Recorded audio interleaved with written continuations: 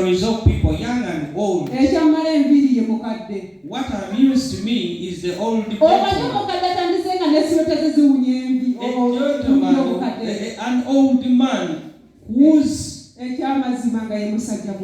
this is the man she went for. If the youth God is still able.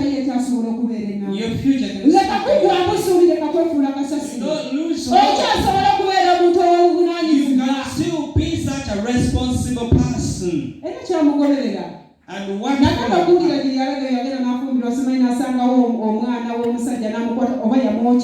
I heard where she got married. So why would the future be turned into rag like that? You no longer believe in yourself. You no longer believe that you can turn into something good. That means whatever that you hope for is going to be.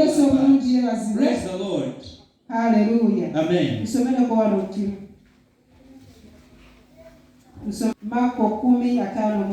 Mark 10:52. Mark 10:52. Marko 10:52. Awo Yesu n'amugamba nti genda okukiriza okukuwonyezza. Amangu ago n'azibula n'amugoberera mu kkubo. Yesu omulungi yeebazibwe. Ono yali muzibe w'amaki? Yali muzibe w'amaaso. Naye wakati mu buzibe bwe yakkiriza Katonda. N'akimanya nti Katonda ayinza byonna. Era n'akimanya nti asobola okulaba. That she could see. Yesu yamugamba nti yamusumulula. Naye tulabye nti Katonda Yesu alina condition gye yasinziirako okumusumulula. But we see that yamugamba nti owonyezeddwa kukkiriza kwo. Because of your faith. Kayira sebo ne bannyabo. Byonna bye tugenda okutuukako tugenda kubituukako. Whatever you are going to achieve. Eyo gye tuyaayaanira n'essanyu.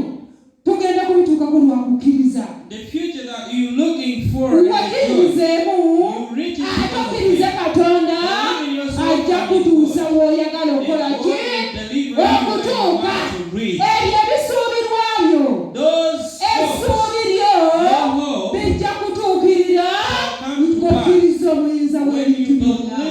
Naawe oyogerwako nti oli musajja ow'amaanyi, naawe olabikako ng'omukyala ow'amaanyi, naye nga kukkiriza kwokka kwe kukuyisizaawo.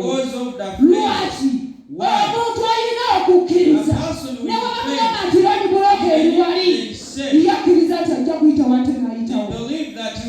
Omuntu alina okukkiriza newabagamba nti kino tekisoboka nti kisoboka.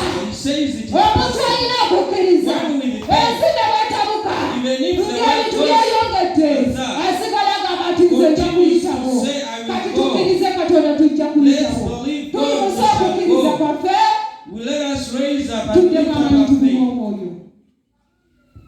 And we open our spiritual ears. God will use us to do great exploits. Yes, praise the Lord.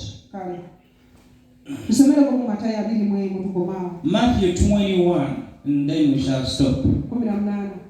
18. Matthew 21:18.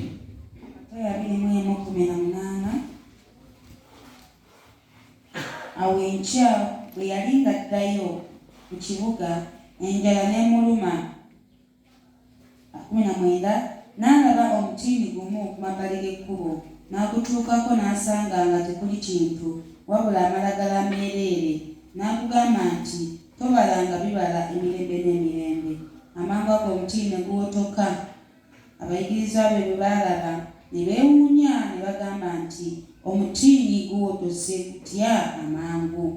Yesu n'addamu n'abagamba nti mazima mbagamba nti bwe munaabanga n'okukkiriza nga temubuusabuusa temuukolenga kino kyokka eky'omutiini, naye bwe muligamba olusozi luno tusitulibwa osuulibwe mu nnyanja kirikolebwa. Yesu omulungi yeebazibwe. Haleluya. Akugambye nti bwe munaaba n'okukkiriza temuukolenga kino kyokka. N'akugamba nti ojja kulagira embeera n'embeera ojja kutuuka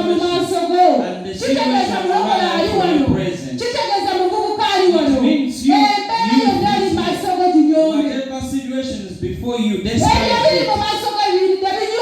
the things ahead of you, despite them. Have faith and command them. And the